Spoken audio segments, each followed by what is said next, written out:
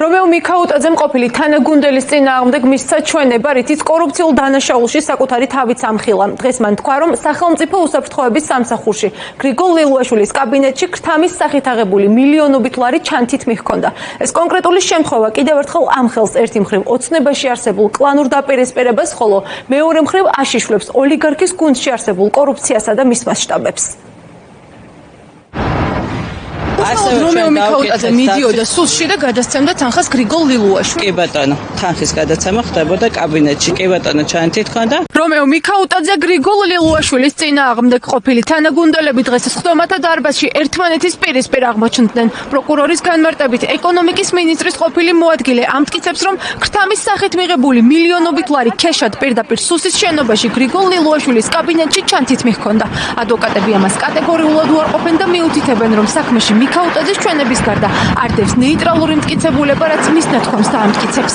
ამ საქმეზე თქვენ იცით, რომ ერთ-ერთი ბიზნესმენი უკვე დაკითხულია. ზუსტად ის ინფორმაცია დააფიქსირა სასამართლოს წინაშე, რაზეც ისაუბრა გასულ პროცესზე მოწმე რომეო მიქაუტაძემ. შესაბამისად, რომეო მიქაუტაძის მიერ მოწოდებული ინფორმაციის სისწორეს და სანდოობას ერთ-ერთი გარემოება ეს არის, რაც ამყარებს. მათი მობილური ტელეფონის და ინტერნეტ ტრაფიკების შესწავლით დადგენილია, რომ ისინი ერთ და იგივე პერიოდში ერთ და იგივე ადგილას იმყოფებოდნენ. საუბარი არის ქრთამის მოთხოვნასა და გადაცემაზე და ბუნებრივია მსგავსი დანაშაულებრივი ქმედებები სახალხოდ, საჯაროდ და რაც შეიძლება მეტი ადამიანის დასწრებით ფორმატში, რა თქმა უნდა, არ ხდება. როდესაც ჩვენ საუბრობთ პირზე, მოწმეზე, რომელიც აკეთებს იმგვარ განცხადებას, რომ თითქოს მისი მხრიდან და თან მისივე განმარტებით მხოლოდ მან იცის ეს ინფორმაცია და არავინ სხვა, რაც არ დასტურდება არანაირი სახის ობიექტური და ნეიტრალური მტკიცებულებით, როგორიცაა სატელეფონო მიმოწერა, როგორიცაა აუდიო ვიდეო ჩანაწერი, როგორიცაა ელემენტარული თუნდაც ფოტო მასალა, ან სხვა დანარჩენი, ან თუნდაც მოწმე. მაგალითად, იგივე ბიზნეს სექტორის წარმომადგენელი, რომ ადასტურებდეს პირობითად, რომ მისთვის ცნობილია, მან იცის, რომ გრიგოლ ლილუაშვილთან ხდებოდა აღნიშნული თანხის მიცემა, მსგავსი სახის ინფორმაცია არ არსებობს. ამ ჩვენებით რომეო მიქაუტაძემ საკუთარი თავიც ამხილა, თუმცა მას ბრალდებული სტატუსი არ აქვს. პროკურორი არ გამორიცხავს, რომ შესაძლოა ამ საქმეზე ეკონომიკის სამინისტროს ყოფილი მაღალჩინოსნის პასუხისმგებლობაც დადგეს, თუმცა ამატებს იმასაც, რომ ითვალისწინებენ მისი თანამშრომლობის ხარისხს. ლილუაშვილის ადვოკატები კი ამბობენ, რომ სწორედ ეს არის ის, რითიც რომეო მიქაუტაძე ვაჭრობს საპროცესო გარიგება გრიგოლ ლილუაშვილის წინააღმდეგ ჩვენების სანაცვლოდ. რაც შეეხება ბრალდებული სტატუსის არსებობას, კიდევ ერთხელ შესვლამდეც განგიმარტეთ ქალბატონოდია, რომ აუცილებლად შესაბამისი პროცედურების დაცვით იქნება გადაწყვეტილება ყველა პირთა მიმართებით მიღებული. ლავირების შესაძლებლობა ყოველთვის აქვს დაცვის მხარეს და ის მაქსიმალურად ცდილობს, რომ სხვადასხვა გარემოებები შენიღბოს ისე თითქოს ბრალდების მხარეს სხვადასხვა პირის სამართლებრივ მდგომარეობას იყენებს, მაგრამ ერთ რეალობას ჩვენ ვერ გავექცევით და ვერც დაცვის მხარე ვერ გაექცევა ამ რეალობას.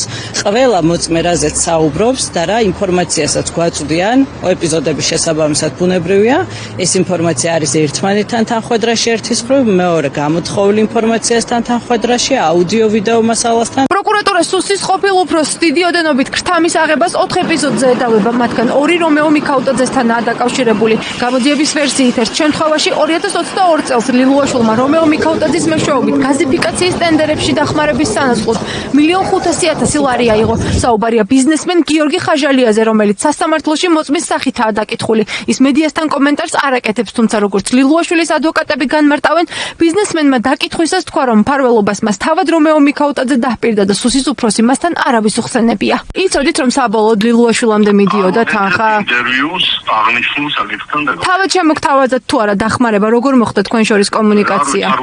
ცხადზე ცხადი იყო ყველასთვის, რომ არანაირ სახელმწიფო ინტერესს არ ატარებდა. ამიტომ უსვამ ხაზს მხოლოდ და მხოლოდ იმას, რომ ეს იყო შეფუთული მოცემულობა და ყველასთვის ეს იყო ნათელი, რომ რეალურად საქმე ჰქონდა ქრთამთან. რაც შეეხება კითხვა უჩნდებოდათ თუ არა ბიზნესმენებს, დაკითხულმა პირმა განაცხადა, რომ მისთვისაც ასევე ნათელი იყო, რომ ეს მოთხოვნა უნდა შეესრულებინა იმისათვის, რომ მის საქმიანობაში შეფერხებები არ ყოფილიყო. მეორე შემთხვევაში საუბარია თურქ ბიზნესმენზე. გამოძიების ვერსიით გრიგოლ ლილუაშვილმა ჩაღათაი უქერისგან ლობირების სანაცვლოდ მიქაუტაძის მეშვეობით $1,000,000 აიღო. ის მოწმეთა ნუსხაშია, თუმცა ამ დრომდე გამოკითხული არ არის. თურქ ბიზნესმენისგანაც ედავებით, რომ აიღო ქრთამი გრიგოლ ლილუაშვილმა. ამ შემთხვევაში საქმეში რა ტიპის მტკიცებულება და გარდა რომეო მიქაუტაძის ჩვენებისა. მე აქ დასკვნითი სიტყვით ვერ წავსდგები თქვენს წინაშე, როგორც ძალიან არ უნდა მინდოდეს თქვენი ინტერესის დაკმაყოფილება. რაც შეეხება მტკიცებულებას, როგორც დღეს დაკითხული მოწმის მიერ მოწოდებული ინფორმაცია, ასევე გამოთხოვილი ინფორმაცია კონკრეტულ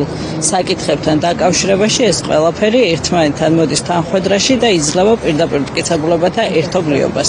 სუსის ყოფილი მაღალჩინოსნის ადვოკატების მტკიცებით, რომეო მიქაუტაძის სახელზე იძებნება იმ რაოდენობის ქონება, რის ქრთამად აღებასაც ლილუაშვილს ედავებიან. მათი თქმით, დღეს პროცესზე წარადგინეს დოკუმენტი, რომელიც ადასტურებს შემდეგს, რომ რომეო მიქაუტაძე ბიზნესმენებისგან თანხას თავად იღებდა და შემდეგ ათეთრებდა.